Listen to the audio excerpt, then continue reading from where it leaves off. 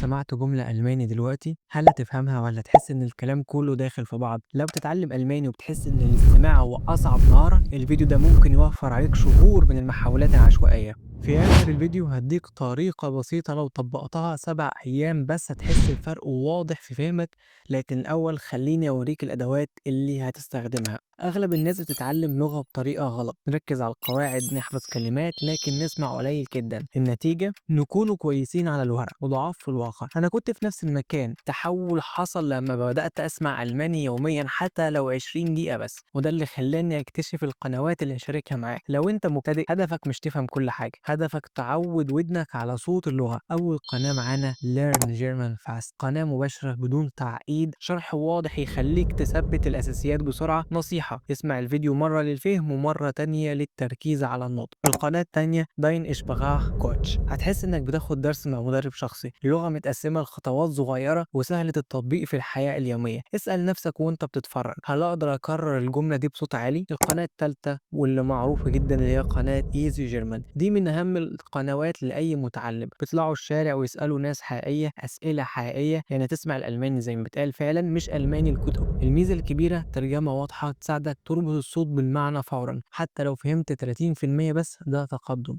دلوقتي بعد ما خدت الأساسيات لازم تدخل المتعة في الموضوع، لأنك لو زهقت هتوقف ولو وقفت انتهى كل شيء. فنبدأ بالمحتوى الممتع. معانا أول قناة بولس ريبوتاجا، قصص حقيقية عن الحياة في ألمانيا. هتحس إنك بتتفرج على فيلم وثائقي صغير في كل فيديو، ركز على الفكرة العامة مش كل كلمة. اللي بعدها اللي هي قناة أين هولتس كوبف، لو كوميديا خفيفة تخلي التعلم ممتع. الضحك بيكسر التوتر بيخلي المعلومات تثبت أسرع. لو استمتعت بالفيديو اسمعه مرة تانية بدون ترجمة، هو أكد ليك إنك هتستمتع جدا بالفيديوهات بتاعت القناة دي. مستواك بدأ يعلى ومحتاج قنوات أعلى مواضيع أعلى، نبدأ بتيرا اكسبلور، علوم وثقافة بطريقة شيقة. هتتعرض لمفردات جديدة توسع حصيلتك اللغوية، مش لازم تفهم كل حاجة، التعرض المستمر أهم من الكمال. القناة اللي بعدها كوتس جزاكت، رسوم بصرية مذهلة تشرح مواضيع معقدة ببساطة. صورة هنا بتساعد اللغة، خلي عينك وودنك يشتغلوا مع بعض. وطبعا الهدف النهائي إن اللغة تبقى جزء من روتينك. فمعانا القناة دي تطوير ذات وإنتاجية بالألماني، بتحس إنك بتتعلم مهارتين في نفس الوقت. القناة اللي بعدها فلوينت يو جيرمان، فيديوهات من الحياة الحقيقية، مقابلات ومواقف يومية. ده أقرب تدريب على العالم الحقيقي. دلوقتي ركز معايا، مش محتاج تشوف كل القنوات، ده أكبر غلط ممكن تعمله. اختار قناة واحدة بس واعمل التحدي ده: 20 دقيقة استماع يوميا لمدة 7 أيام. القواعد: ما توقفش الفيديو كل شوية، ركز على الفكرة العامة، كرر الجمل اللي تعجبك بصوت عالي. بعد أسبوع ارجع لأول فيديو سمعته، هتلاحظ إن فهمك اتحسن حتى لو بشكل بسيط، وده دليل إنك على الطريق الصحيح. واديك بونص: لما تيجي تتفرج حاول إنك تتفرج من غير الترجمة. لقيت الموضوع صعب مش مشكلة، شوف الترجمة، وطبعا الترجمة ألماني مش عربي. لو اتفرجت بمرة بترجمة عربي فارجع لا أعيد الفيديو تاني واتفرج عليه بترجمة ألماني، عيده مرة تالتة واتفرج عليه من غير ترجمة خالص. وده بونص ممكن تعمل بيه وممكن